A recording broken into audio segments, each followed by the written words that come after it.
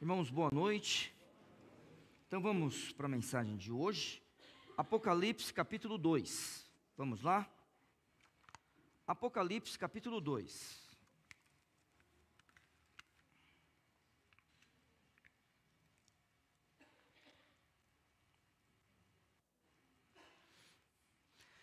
Nós estamos estudando, esses primeiros capítulos de Apocalipse. Já estudamos o capítulo 1 e estudamos as duas primeiras cartas, a carta para Éfeso e a carta para Esmirna. Agora nós vamos estudar a carta para Pérgamo. Peço que os irmãos fiquem em pé. Nós vamos ler dos versos 12 até o 17. Então, Apocalipse capítulo 2, versos de 12 a 17. Então a Bíblia diz: e ao anjo da igreja que está em Pérgamo, escreve: isto diz aquele que tem a espada aguda de 2 fios. Conheço as tuas obras, e onde habitas, que é onde está o trono de Satanás, e retens o meu nome, e não negaste a minha fé. Ainda nos dias de Antipas, minha fiel testemunha, o qual foi morto entre vós, onde Satanás habita. Mas algumas coisas eu tenho contra ti, porque tens lá os que seguem a doutrina de Balaão, o qual ensinava Balaque a lançar tropeços diante dos filhos de Israel, para que comessem dos sacrifícios da idolatria e fornicassem. Assim tens também os que retêm a doutrina dos nicolaítas, o que eu odeio.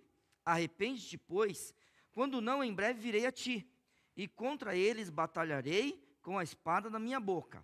Quem tem ouvidos, ouça o que o Espírito diz às igrejas. Ao que vencer, darei a comer do maná escondido, e dar-lhe-ei uma pedra branca, e na pedra um novo nome escrito, o qual ninguém sabe, ninguém conhece, senão aquele que o recebe. Pai Celeste, nós te agradecemos pela tua palavra. Clamamos que o Senhor hoje toque nos nossos corações, através do teu Espírito, Pai, e da exposição, ó Pai, do Evangelho. Cremos no poder da tua palavra, e por isso clamamos ao Senhor, que o Senhor nos abençoe, nos ajude a compreender um pouco da Bíblia, e assim, ó Pai, modificar nossa vida, que a gente aprenda para que a gente possa te glorificar, que a gente aprenda, ó Senhor Deus, para que a gente possa também ensinar aos outros, e ter uma vida santa, digna daqueles que são chamados teus filhos, em nome de Jesus, amém. Pode sentar, muito obrigado. Então vamos lá, irmãos. Quando nós estudamos as cartas do Apocalipse, quantas são mesmo?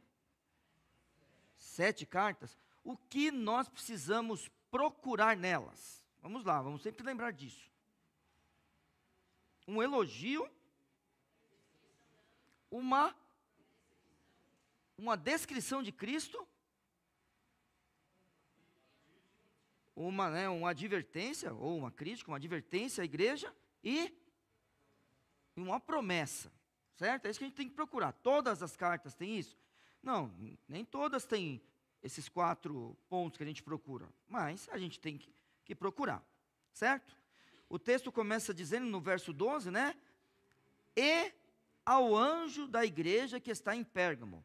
Como eu tenho dito aos irmãos, eu creio, irmãos, que o Senhor Deus não ia escrever para um anjo que está do lado dele no céu, está servindo ao Senhor Deus, Eu também não creio que um anjo vai ser um enviado para levar a carta até os irmãos. O que eu creio é que o líder da igreja, o presbítero da igreja, o pastor da igreja é esse anjo, Mas eu sei que existem pessoas que realmente creem que é um anjo. Se você é uma delas, eu não vou discutir com você, só que eu vou pedir para você não tentar me convencer que eu vou acreditar que um anjo vai pegar essa carta e vai levar até eles, Mas eu sei que existem pessoas que assim acreditam, tá bom? Então, mais uma vez, essa é uma das cidades, Pérgamo agora, é uma das cidades, da província da Ásia, que existe uma rota, e nessa rota, essa cidade, ela era importante, Então, começa lá em Éfeso, depois passa para Esmirna, e agora estamos chegando em Pérgamo. Então, existe uma sequência de cidades.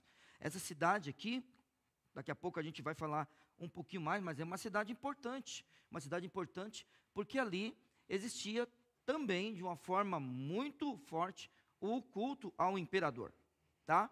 Mas aí o que a gente vê é uma das coisas que a gente procura todas as vezes que a gente olha para as cartas do Apocalipse, uma descrição do Senhor Jesus. E quando você estiver lendo esse texto, você precisa lembrar, essa descrição já foi falada para a gente.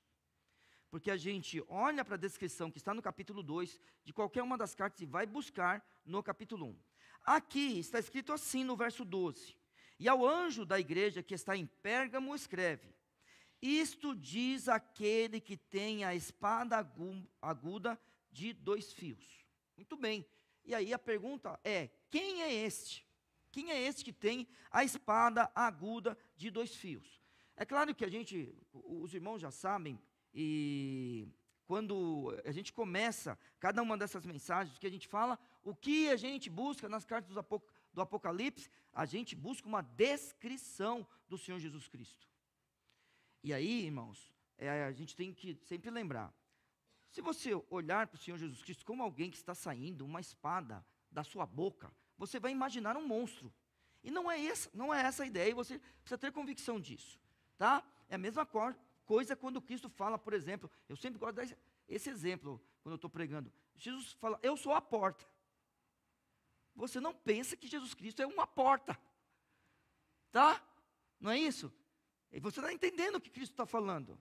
Se a gente precisa entrar no céu, a gente precisa passar pela porta. E lá, quem é que dá esse acesso a nós? O Senhor Jesus Cristo. Então agora ele está falando que o Senhor Jesus Cristo, ele tem a espada aguda de 2 fios. E aí a gente precisa lembrar, onde nós vimos isso? E como sabemos disso? Nós vemos uma descrição do Senhor Jesus Cristo no capítulo 1. Vamos lá para o capítulo 1, você deve estar bem pertinho aí, eu estou no capítulo 2, é o capítulo 1. No verso 16, está escrito assim: E ele tinha na sua destra 7 estrelas. Lembra o que são as 7 estrelas? Se você não lembra, está no verso 20, tá? Depois você dá uma lidinha lá. E da sua boca saía uma espada aguda de 2 fios. E o seu rosto era como o sol, quando na sua força resplandece. Então agora vamos lá. Estamos vendo uma descrição do Senhor Jesus. Da sua boca sai uma espada aguda de 2 fios. Então a gente precisa pensar, primeiro, como a Bíblia trata isso daí, e também como o Império Romano tratava isso. Então é assim, a espada no Império Romano é símbolo de poder. Então, imagine, essa espada, pela descrição do texto, é uma espada conhecida de todo mundo ali, porque hoje é assim, ninguém defende a gente com espada, tudo bem? Joia? E você também não conhece as armas, né? Pelo menos a gente não tem arma, né, irmãos? Tá tudo certo aí, né? Só se você é alguém autorizado a ter uma arma, né? E precisa fazer as coisas certas, né? Se é que a gente precisa disso, tá bom? Mas, vamos lá. Você não conhece, mas a gente está no 1º século. E no 1º século existem alguns tipos de arma. E não tem esse monte de gente que existe no mundo, esse monte de exército, e gente pesquisando como pesquisa hoje. Você não pode esquecer, durante toda a história do mundo, até 200 anos atrás, 200 e poucos anos atrás, a gente andava de barco, a gente andava de charrete, a gente andava a cavalo, é assim que a gente andava. Não tinha outra forma, a gente caminhava, é assim. Depois de 200 anos, e cumprindo a Bíblia, porque a Bíblia fala que a ciência se multiplicará, livro de Daniel, tá? A gente vê o que aconteceu, chegamos na Lua. Tudo bem? Então vamos lá. Aí existem poucos tipos, e eram poucos tipos de espada. Vamos falar, poucos tipos de arma. E essa espada é conhecida daqueles irmãos. Uma espada aguda de 2 gumes. Ela é símbolo de poder. E além de ser símbolo de poder, você não pode esquecer. Uma espada, irmãos, não é para passar manteiga no pão. Certo? Não é assim que... E também não tinha manteiga do jeito que a gente passa hoje no pão naquela época. Mas não é para isso. É um instrumento de poder e um instrumento de justiça. Então, vinha alguém que tem autoridade para prender, vinha com uma espada. Era assim. Alguém que era um cidadão romano, a pena capital chegava até a sua porta, era decapitado. Então era assim que acontecia. O exemplo que eu sempre dou, Policarpo, eu não vou fugir, pode queimar. Queima, o homem não morre, uma espada no coração. Tá? Então, símbolo de poder, símbolo de justiça. Muito bem.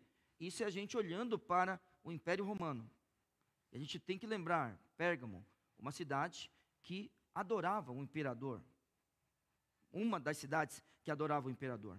E o que a Bíblia diz sobre a espada? No sentido de, por exemplo, ela sair da boca de Cristo. Porque você não pode pensar numa espada saindo daqui para matar seus inimigos. Vamos lembrar? Hebreus, capítulo 4, verso 12. Porque a palavra de Deus é viva e mais penetrante do que espada alguma de 2 gumes, que penetra até a divisão da alma e do espírito, e é para discernir os pensamentos, não é isso? E as intenções do coração, já estava esquecendo, isso mesmo. Sim ou não? Mas vamos ler direito, né? Porque nem todo mundo sabe. Vamos lá? Vamos, guarda aqui, hein? Vamos lá. A gente vai para Hebreus, capítulo 4, verso 12. Então a Bíblia diz assim para nós, em Hebreus 4, 12.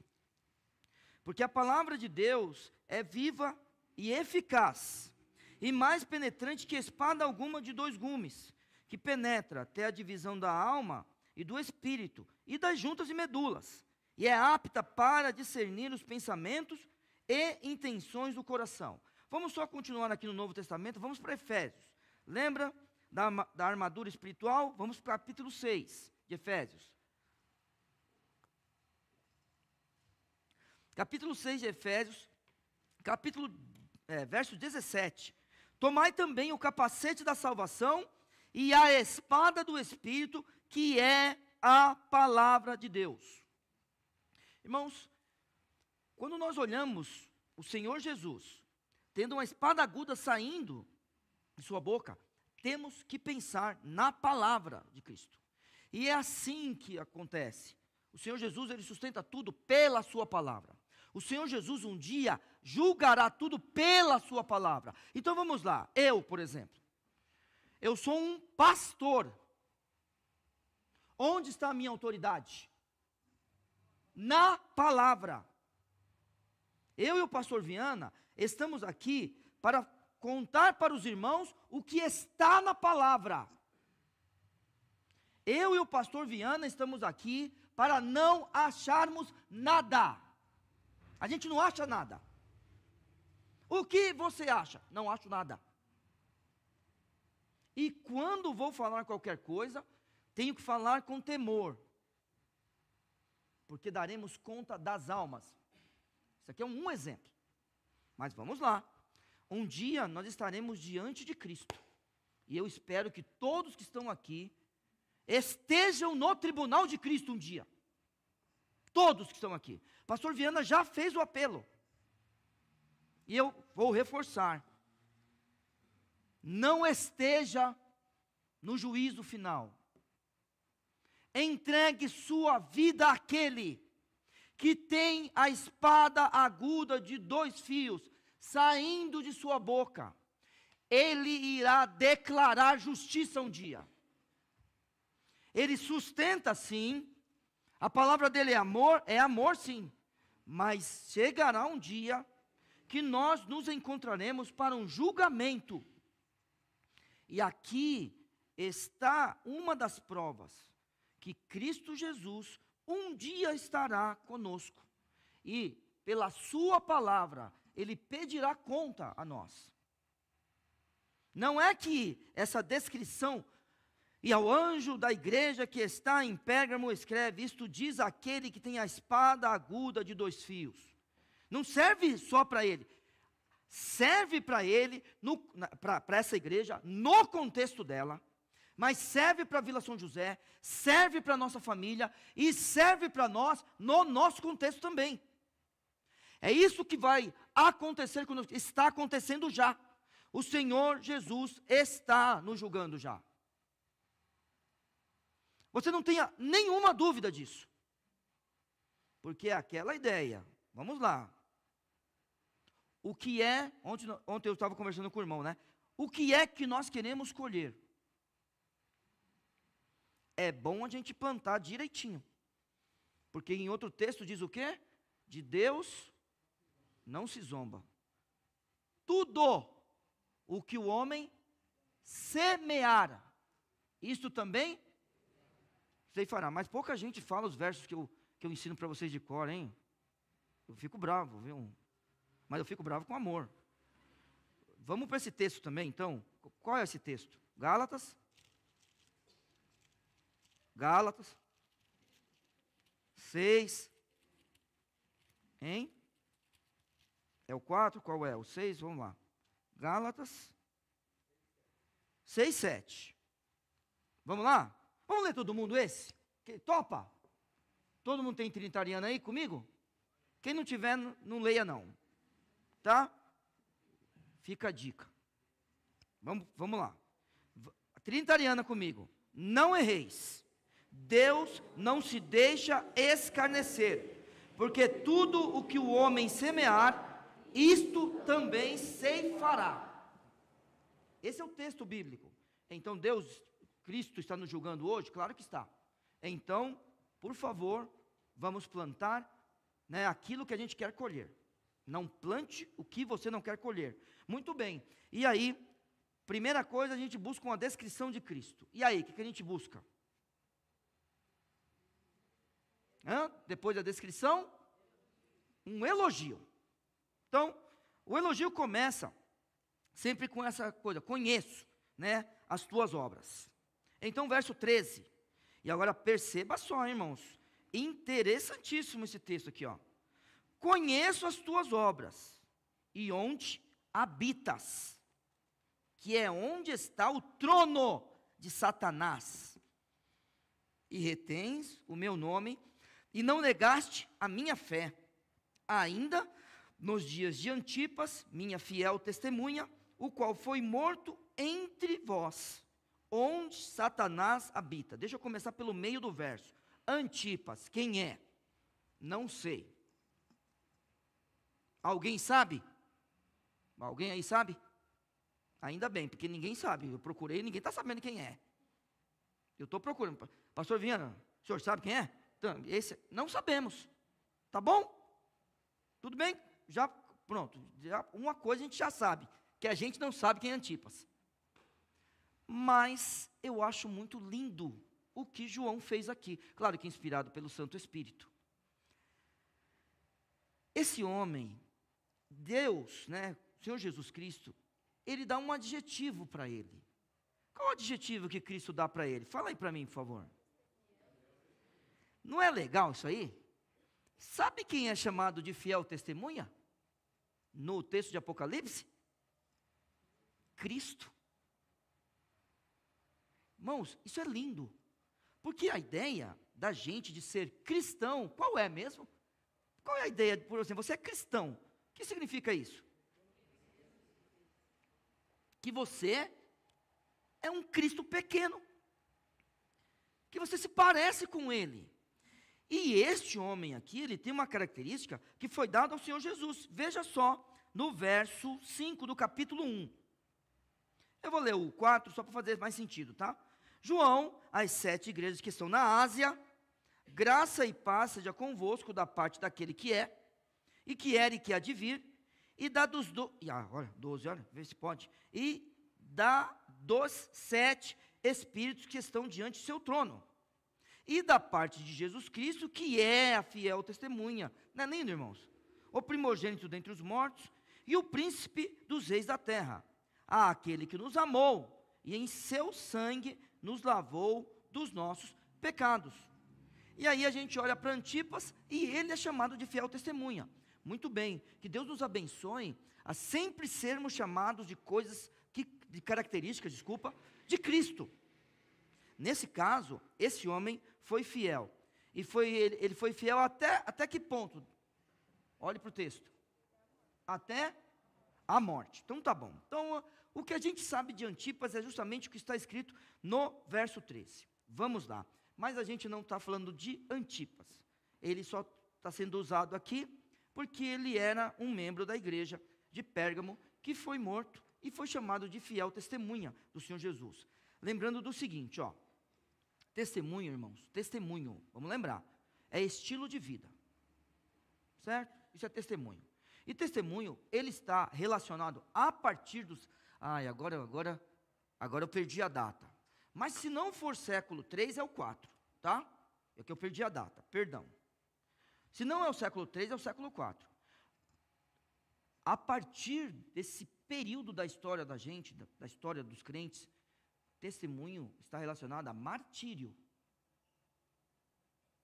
Então, aí fica mais evidente ainda. Mais evidente que testemunho é estilo de vida. Então vamos lá.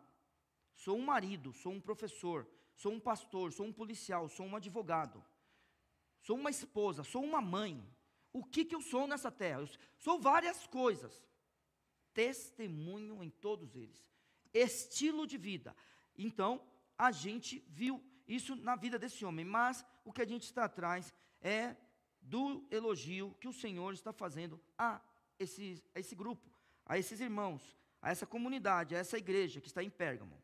Então, a Bíblia diz aqui, conheço as tuas obras, e aí a gente precisa de 3 coisas aqui, Quais são elas? É que esse povo habita em um mundo pagão. Então, veja só, conheço as tuas obras, e onde habitas? Veja, que é o trono de Satanás. Então, aqui ele está falando que existe um trono ali. E no final do verso, a Bíblia está dizendo que Antipas, a fiel testemunha, o qual foi morto entre vós, onde Satanás habita. Então é aquele negócio. Ali, o que está acontecendo? É que aquela cidade, ela está envolvida de tal forma com o culto. Eu vou preferir ir por esse caminho, tá, irmãos? Existem pelo menos 6 caminhos para você ir, quando você pensa no trono de Satanás e onde Satanás habita aqui. Eu sempre vou pensar aqui, e até compartilho isso aqui com o senhor, pastor Viana, eu sempre vou pensar que essa ideia é realmente, e eu vou explicar, peraí, eu vou perder um tempinho aqui, mas eu vou explicar o porquê, peraí. É que eu tenho pouco tempo, e outro dia eu me perdi no tempo, eu não vou me perder hoje, você vai ver, fica tranquilo. Mas é o seguinte, eu sempre vou pensar que a ideia aqui de adorar aqui é em relação ao imperador, sempre. Então, olha, guarde isso daqui, ele era chamado de Cúrios, é assim que ele era chamado, aí vem Cristo e é chamado disso, pelos seus apóstolos, Senhor. O Senhor Jesus, ele desafia o imperador, desafia Cero, não é Nero, é César, é que eu coloquei os dois juntos, eu sou meio dislexo, eu acho, não é Cero, é César, ele desafia, e aí não importa quem ele é, porque é assim, irmãos, Cristo, ele nasce no império de Tibério, certo? Tudo bem, depois a gente vê, mas é Tibério. Se não for, é uma coisa parecida com isso. Aí você pode ver que depois aparece Cláudio na Bíblia. Mas a Bíblia pula Calígula. Pode ver que Calígula não aparece na Bíblia. Mas Cláudio aparece. E depois vai aparecendo outros. E assim, quando chega aqui, aí, irmãos, continua o imperador. Só que depois de um tempo, esse homem que é César, teve vezes que eles vão matando e vai vindo outro, mata. Por exemplo, Cláudio mata o sobrinho. Calígula era sobrinho de Cláudio. Cláudio que aparece em Atos. É tio de Calígula. Entendeu? Então, eu sempre vou pensar. Não, tem pelo menos 6 caminhos desse aqui, hein? para você ir. Eu sempre vou pensar que a ideia aqui é o culto ao imperador, que ele é o Salvador, porém Cristo vem e fala, não, eu sou o Salvador. O imperador é o Senhor, Cristo vem e fala, não, eu sou o Senhor. E aí vamos lembrar, os cristãos inicialmente não eram perseguidos. Por quê? Quem lembra? Já falei isso. Porque eles eram considerados uma seita. De quem? Dos judeus. E os judeus sempre foram tolerados. Por quê? Isso. Grana. Certo? Tudo bem, irmãos? Os judeus sempre são tolerados. Não é à toa isso aí. Os judeus têm que ver o Messias voltar. Mas isso fica para outro dia. Então agora voltamos para cá. Onde habita Satanás? E agora olha só, onde está o seu trono. Irmãos, trono é símbolo de autoridade. Então ali, o imperador realmente era adorado. Ali eles queriam que o imperador fosse adorado. Ali eles queriam que todos soubessem que o imperador ali era adorado. Então, primeira coisa, eles viviam em um mundo pagão. Pergunto a vocês, é diferente de hoje? Não dá tempo da gente discutir alguns assuntos, mas é diferente de hoje? Talvez não seja um imperador que é adorado, mas preste atenção, se não existem vários ídolos nas nossas vidas, e a gente tem que tomar cuidado. Tomar cuidado. Se existe alguma coisa mais importante do que Cristo, isto é idolatria. Isto é idolatria. Existe alguma coisa mais importante do que Cristo, é idolatria. É que eu tenho temor de falar isso, né? Mas eu preciso ficar muito atento. Tem gente, que tem alguns autores, algumas pessoas estudando, falando, tem gente adorando a Bíblia. Tem que tomar cuidado com isso aí. Porque a Bíblia, ela é a palavra de Deus. Deus deve ser adorado. É claro que eu particularmente, eu tomo cuidado, muito cuidado ao falar isso com os irmãos, para que a gente possa só se atentar. Existem vários tipos de idolatria. Tem gente que idolatra a família. É fácil. Tá? Então agora vamos voltar para o texto. Então uma das coisas primeira coisa, eles vivem em um mundo pagão. Então, eles estão firmes ali. Por quê? Porque a segunda coisa que a gente precisa olhar, conheça suas obras, que é onde habitas, a Bíblia fala assim, e retens o meu nome. Isso é muito bacana. Primeira coisa. Esse retém é agarrar de forma enérgica. Então a ideia do autor aqui é falar assim, quando você encontrou com Cristo, você encontrou algo que você não podia largar mais. Então você retém o nome. Por quê? O nome tem tudo a ver com o que a pessoa é. É que eu sei que você ganhou um nome do seu pai e da sua mãe, e ele nem sabia quem você era. Eu sei disso daí. Mas você já percebeu os nomes que foram dados no início da Bíblia? Já perceberam ou não? Tem a ver com a pessoa ou não tem? Irmãos, é assim. Ou aquilo é um milagre,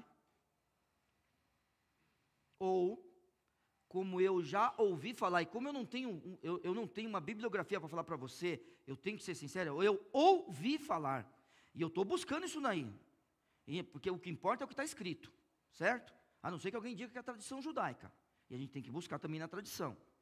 Ouvi falar que os nomes ali, daqueles primeiros ali, né, Jacó, Isaac, Esaú, esses nomes eram dados depois. Ou é um milagre, aquilo, Jacó, usurpador, ou Isaac já olhou, esse aí não vale o sal do arroz doce. Falou, Jacó. Depois de um tempo. Nome é uma identificação. É tão importante isso, tão importante, que o texto diz assim para nós, Conheço as tuas obras e onde habitas, que é onde está o trono de Satanás, e retens o meu nome. Verso 17, quem tem ouvidos, ouça o que o Espírito diz às igrejas, ao que vencer darei a comer do maná escondido, e dar-lhe-ei uma pedra branca, e na pedra um novo nome. Você não é mais a mesma pessoa. Se você é a mesma pessoa de ontem, é porque você não encontrou com Cristo ainda. Você não é a mesma pessoa. E não é lindo você pensar, olha, eles de forma enérgica agarram-se a Cristo. Existe uma nova identidade na vida deles. Pronto. Aí a gente vai para o texto de Filipenses. Aquele que começou a boa obra, vai aperfeiçoá-la até o dia que Cristo voltar, não é isso? E depois no céu, um novo nome. Conheço as tuas obras. Olha o elogio que está sendo dado para eles.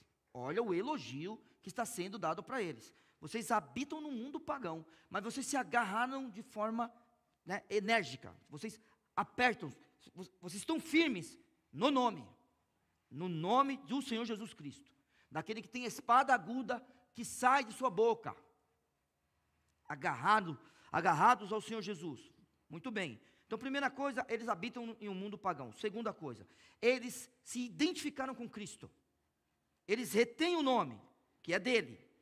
Terceira coisa, então, conheço as tuas obras e onde habitas, que é onde está o trono de Satanás, e retens o meu nome. E aí, meus irmãos, e não negaste a minha fé. Este grupo de pessoas, que um dia se encontraram com Cristo, eles vivem para a glória de Deus. Eles são pessoas fiéis. O estilo de vida deles é para que todo mundo saiba que eles são crentes.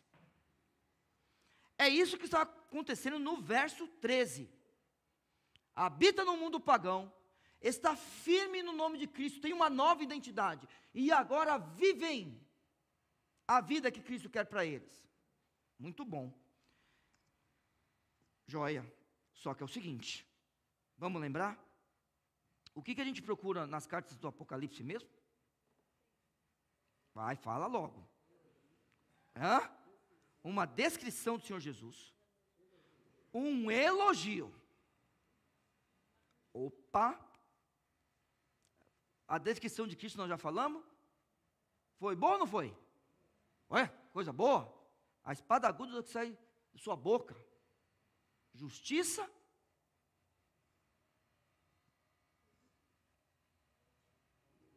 Vamos lá, tá bom, não tem problema nenhum. Então,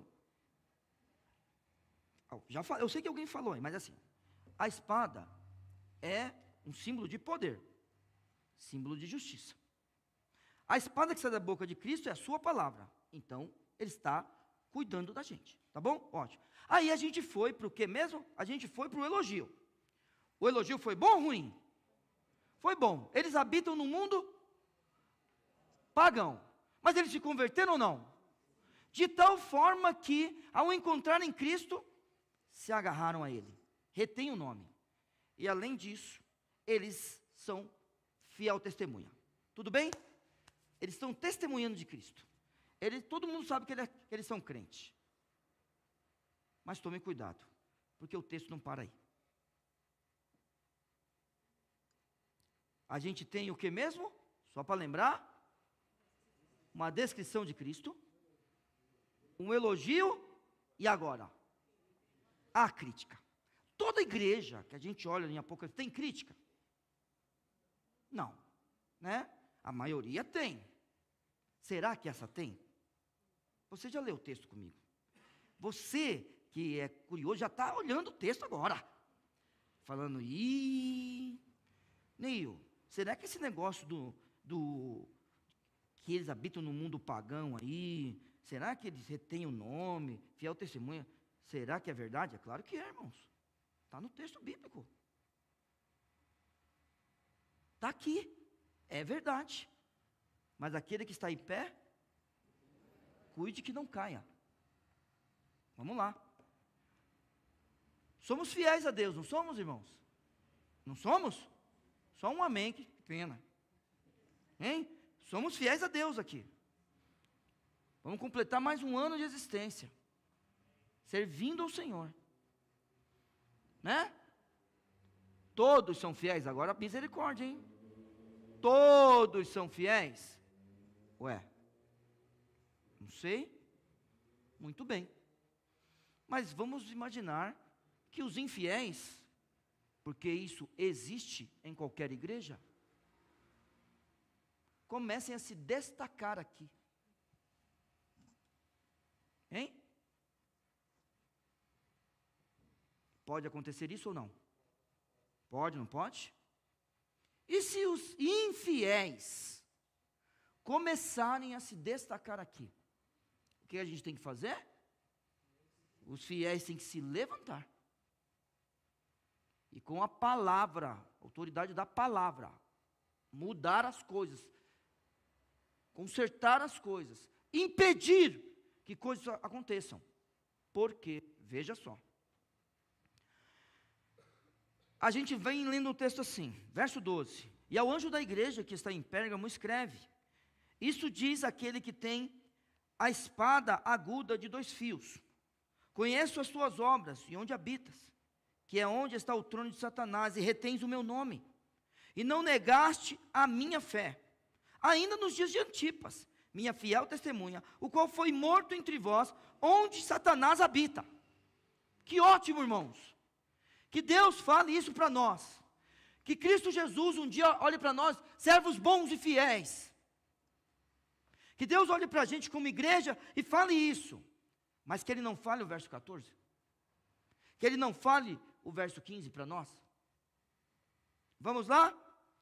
Mais algumas poucas coisas tenho contra ti. Irmãos, isso é uma tristeza nas igrejas. Isso é uma tristeza. E aí eu quero pedir aos membros de Vila São José, vamos continuar firmes, irmãos. Vamos continuar firmes. Deixa eu falar uma coisa para vocês. Eu escuto vários programas, irmãos, vários, né? Eu escuto coisa de política, escuto coisa de crente, né? Escuto outras coisas, né? Então sempre eu estou escutando alguma coisa, e eu acompanho um determinado programa, que daí eu não vou falar para você, se você quiser você pesquisa, né? Esse eu não falo para ninguém, isso é um segredo meu. Acho que nem Marolinha sabe que eu ouço aquilo. Ah, Neil, é pecado? É pecado não, eu estou esperto neles. Estou esperto nele, na verdade nelas. Em todas elas. Muito bem. Elas se dizem cristãs. E eu tenho ouvido. Na verdade, eu estou maratonando todos os programas delas. Até que eu cheguei num programa que tem 4 horas de duração. Ele começa com a letra L e termina com mais, porque não dá para colocar mais letra. Eu não vou falar, para não fazer comercial deles. Mas eu espero que você esteja entendendo o que eu estou falando. Mas elas se dizem cristãs. E pela primeira vez, depois de ver várias coisas, de ouvir várias coisas dessas moças, eu percebi, porque daí ela falou claramente quem elas eram.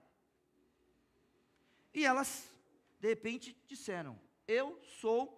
É que eu não vou falar as palavras aqui, irmãos. Eu acho que não fica bom falar aqui. Mas são mulheres que não são mulheres. Pronto. Tudo bem? Joia. E elas falam o nome de Cristo no programa. Então eu estou desconfiando de uma coisa. É uma desconfiança.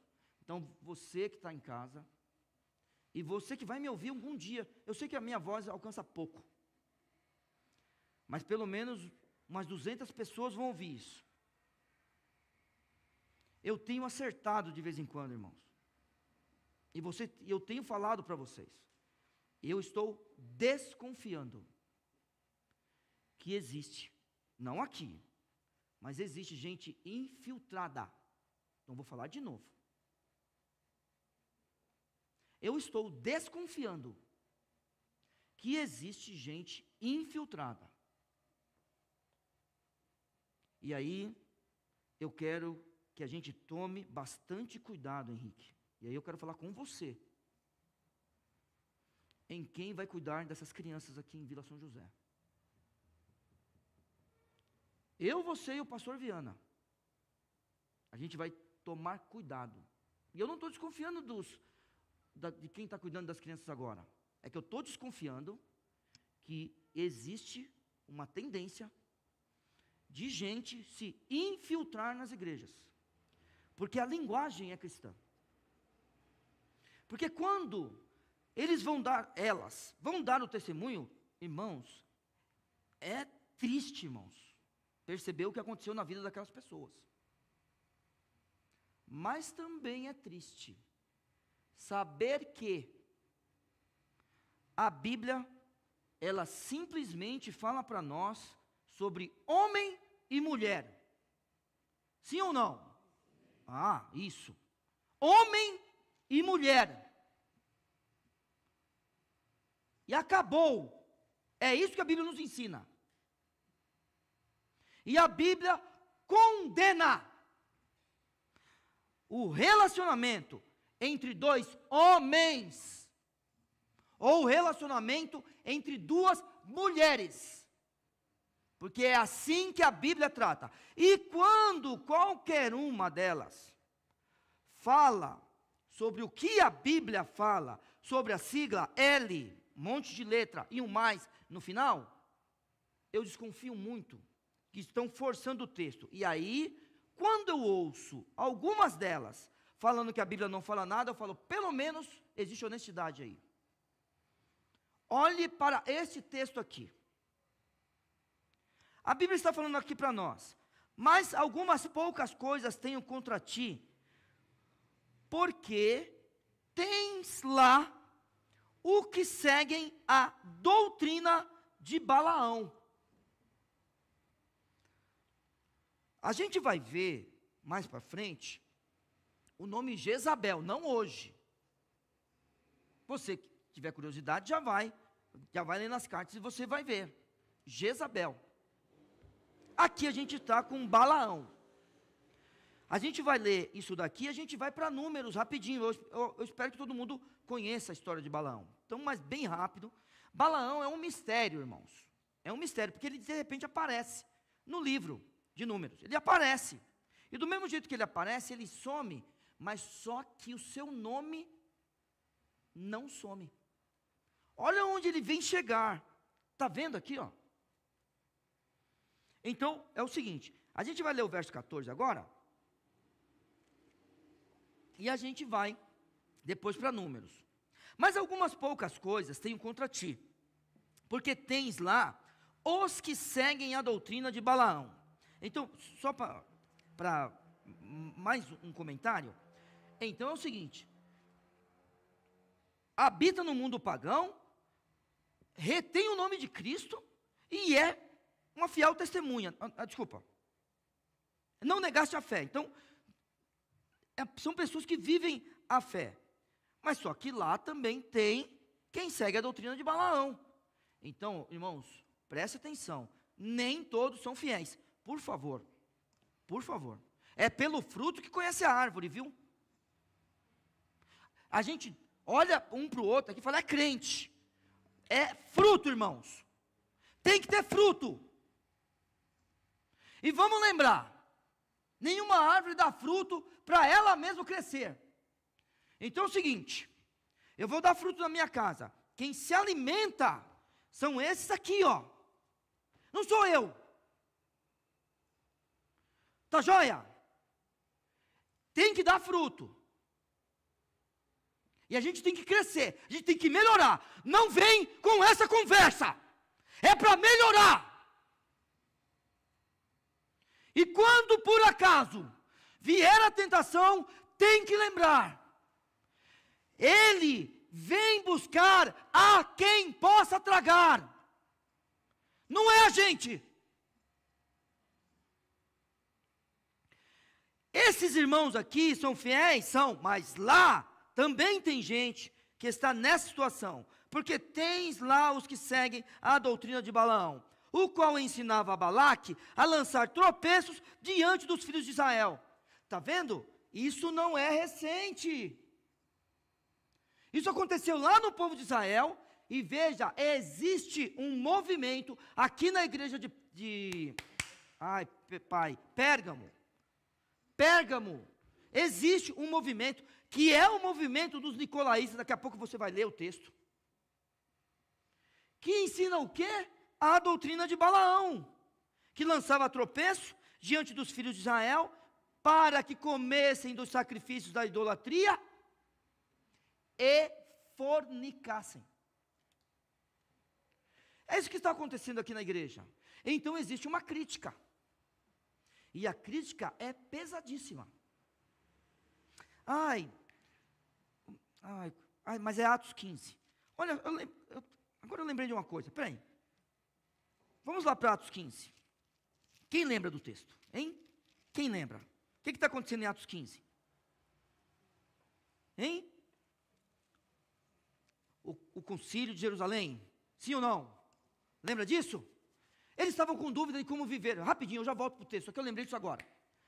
Eles estavam com dúvida em como viver. Lembra? Quem que estava com dúvida? Os crentes, né? Que se converteram. E aí, aqueles crentes que se converteram, né? Aí ficou chato, né? Não. Os gentios que se converteram, aqueles que não eram judeus, que se converteram. Eles queriam saber como é que eles viviam. Iam viver como judeus? Lembra disso? Lembra? Eles iam viver como judeus?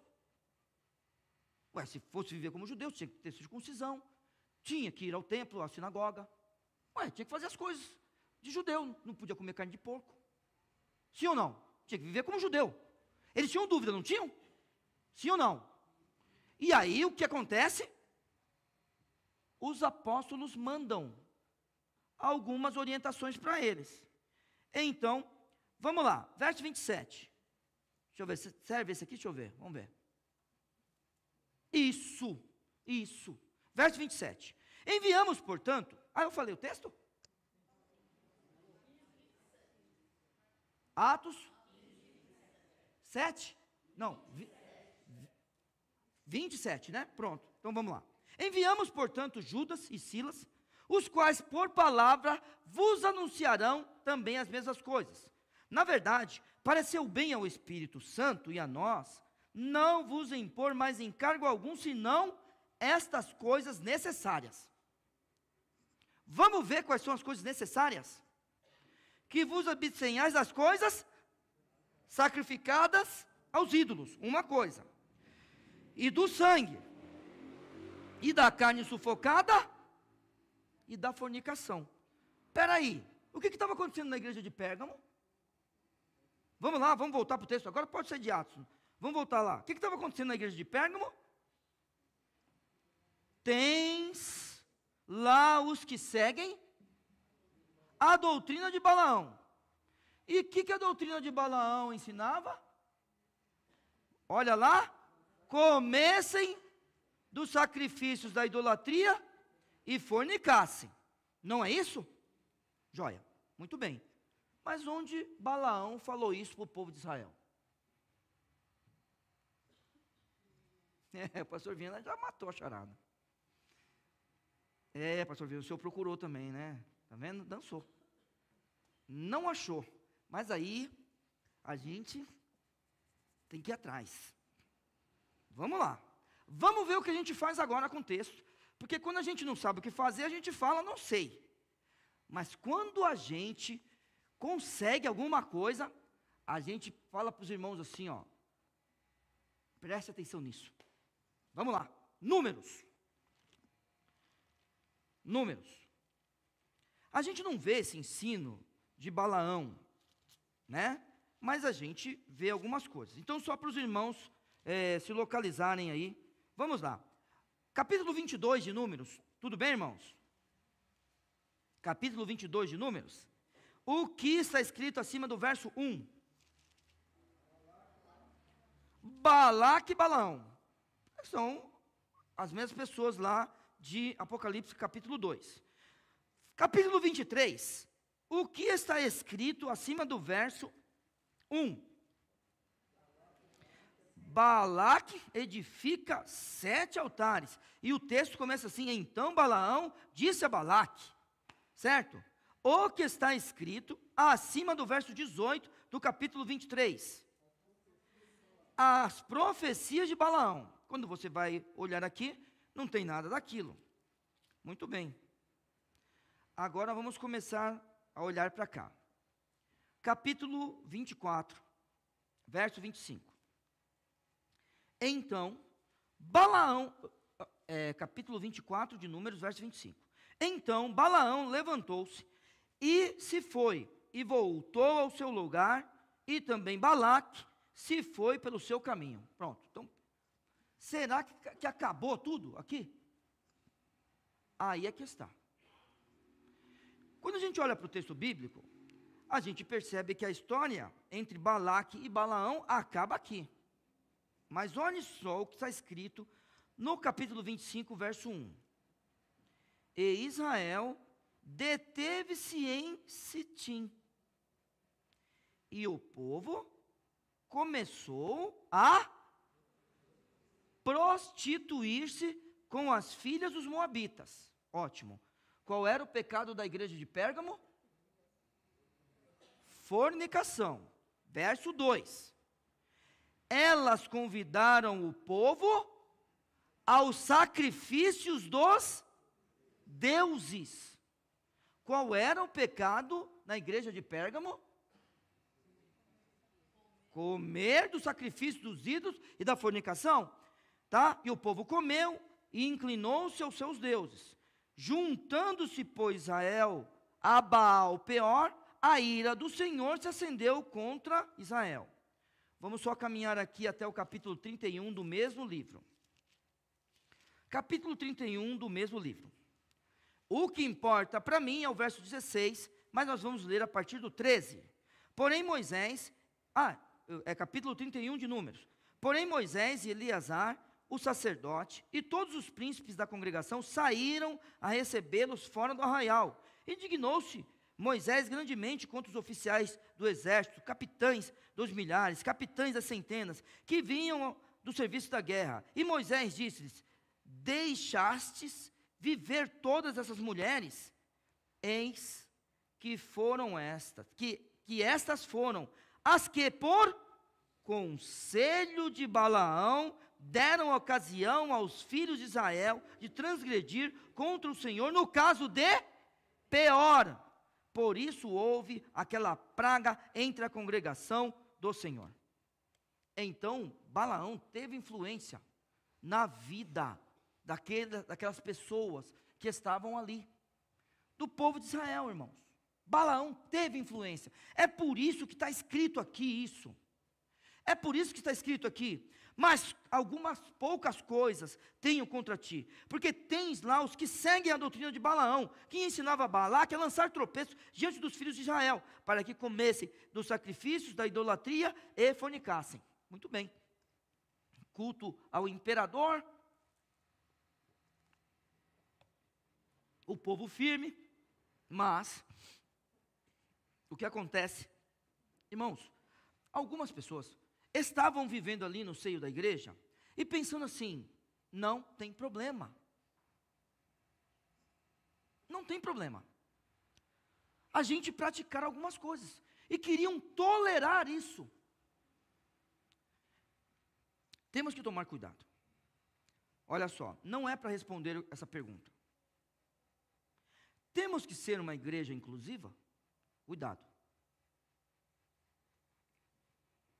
Irmãos, nós somos exclusivistas. Então eu vou explicar para você.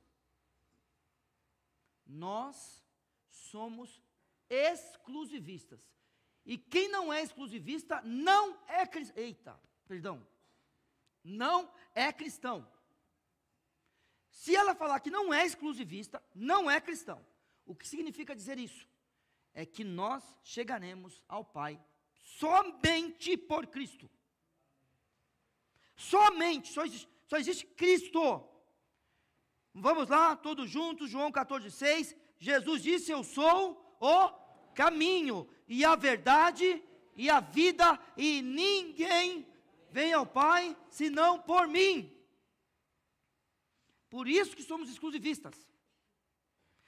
Tudo é por Ele, tudo é para Ele, tudo é por causa dEle. Não existe nada que não seja por Ele, para Ele ou por causa dEle. É Ele que sustenta todas as coisas, é Ele que cuida de nós, é diante dEle que nós estaremos um dia. Somos exclusivistas, e algumas coisas, irmãos, já estão determinadas pelo Senhor Deus. Por exemplo, vamos olhar apenas para isso aqui, ó. Comer carne sacrificada aos ídolos não era permitido, e não é permitido. Vai ter que aguentar esse negócio aqui. Cadê o Rogério? Fugiu. Tá aí, vai ter que aguentar. Dei um tapa para testar esse negócio. Eu estou ficando bravo. Mas eu fico bravo com amor. Irmãos, não é para comer e pronto. Joia. Não existe esse negócio de, será que Deus não vai me aceitar do jeito que eu sou? Então vamos lá. Querem, como eu estava dizendo dos programas, querem ser cristãs e serem da sigla? Não. Não. Porque senão a gente vai ter que aceitar quem adultera aqui também.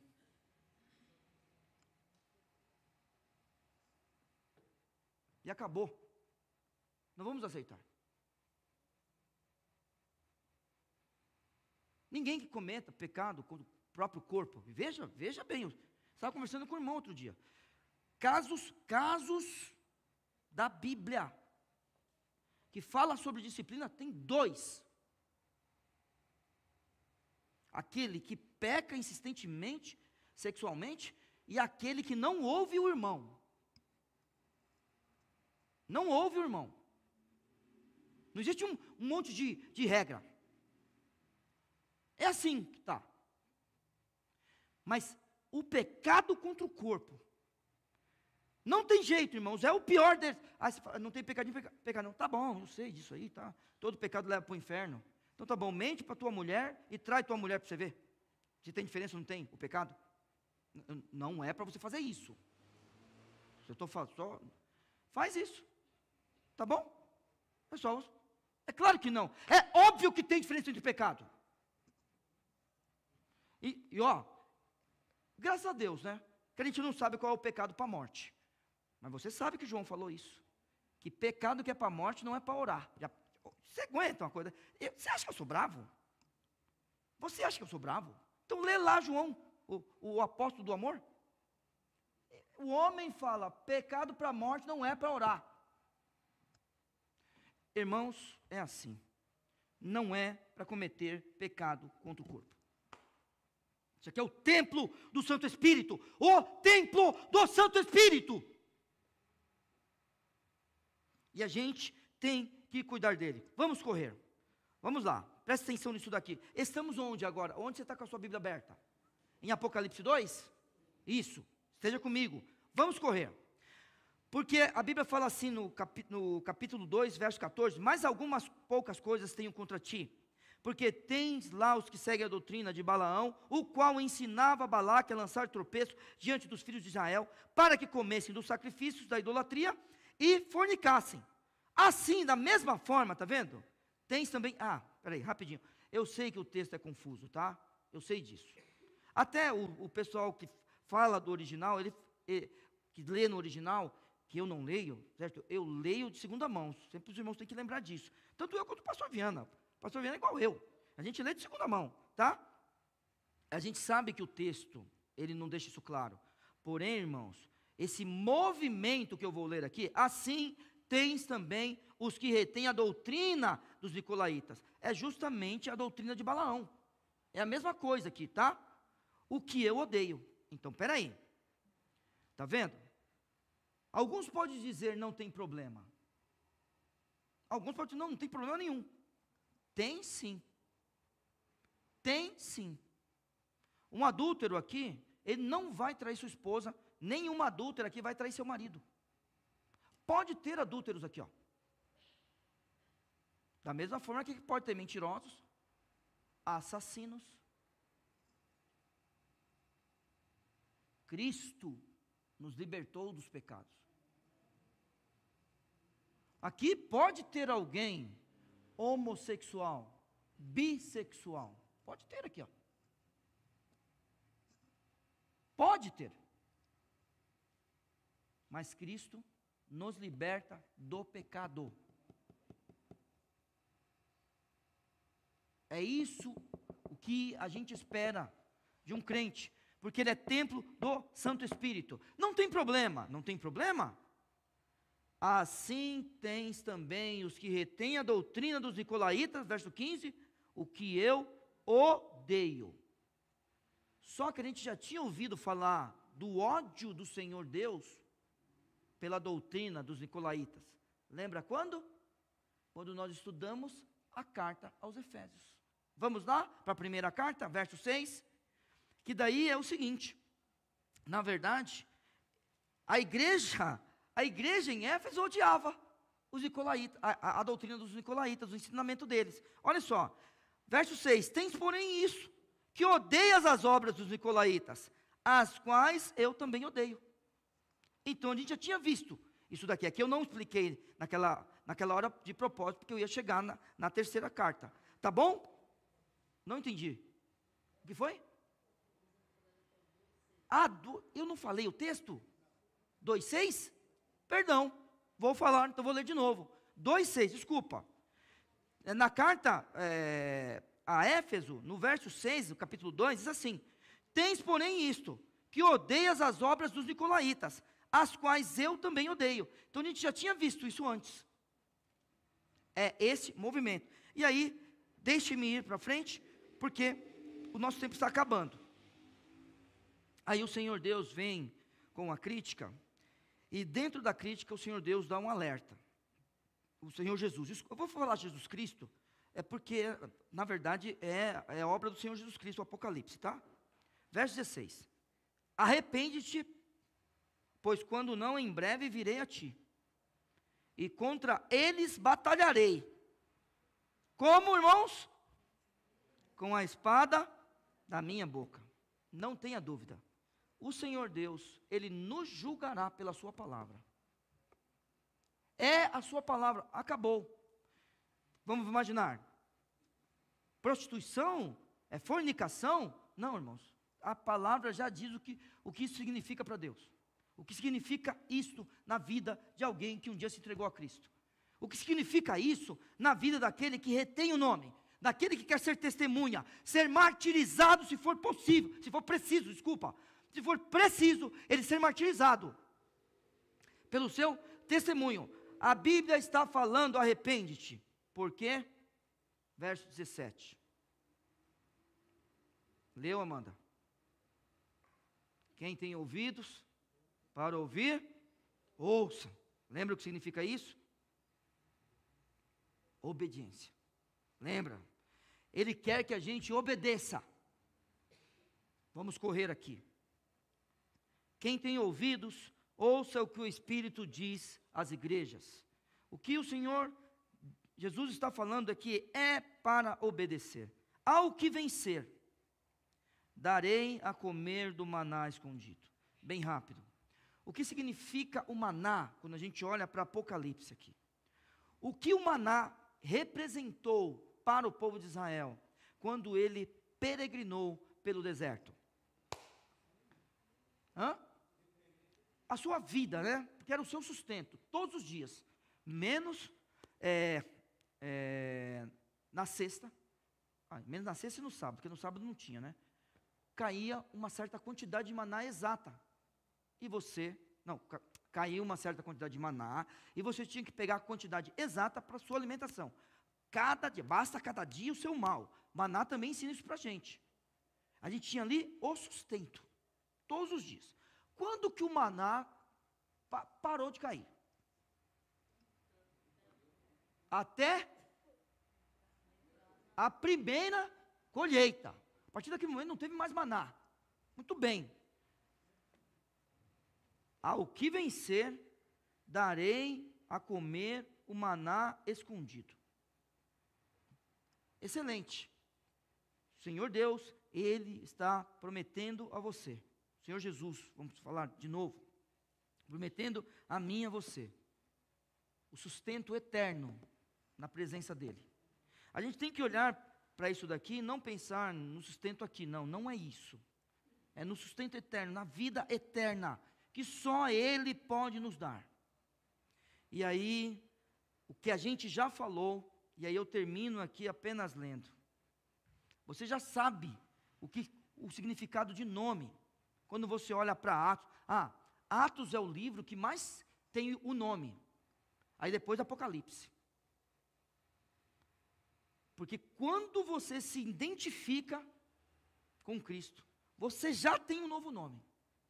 É aquela ideia, né, daquele homem que o Império Romano pergunta para ele: quem é você?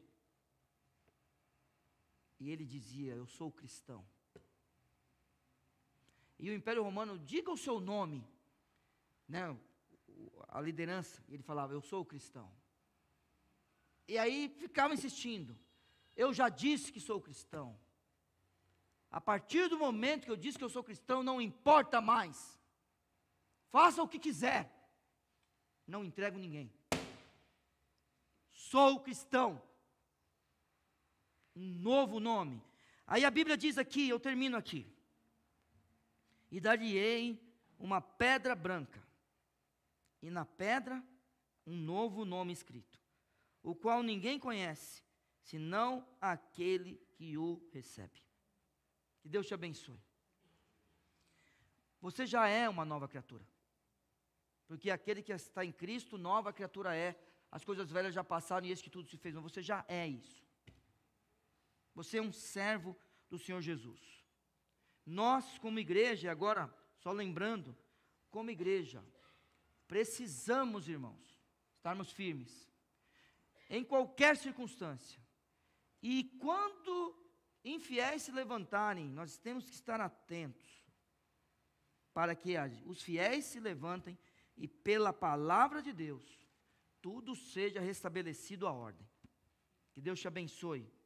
Um novo nome você terá no céu também. Obrigado, meu Pai, pela Tua palavra. Eu agradeço pela bênção de termos as Escrituras. E peço que o Senhor abençoe cada um que está aqui. Nos dê arrependimento, ó Pai. Nos ajude a voltarmos para a igreja, a pedirmos nosso batismo, a também nos convertermos, ó Pai. Ajude-nos, ó Senhor Deus, a como crentes nos arrependermos, ó Pai. Nos ajude a querer fazer a Tua vontade, a saber, ó Pai, que somos nova criatura, a saber, ó Pai, que pode existir dificuldades na vida da igreja, na vida da nossa família, mas que a gente, ó Pai, se levante como fiel e possa, ó Senhor Deus, Te servir em qualquer circunstância, sendo uma fiel testemunha, sendo aqueles que retêm o Teu nome, aqueles também, ó Senhor Deus, que fazem a Tua vontade ao ponto de chegar ao martírio, que o Senhor se agrade de nós. Abençoe este momento agora de meditação e de decisões a ser tomadas, para que tudo seja feito para honrar o Teu nome e glorificar a Tua pessoa. Em nome de Jesus. Amém.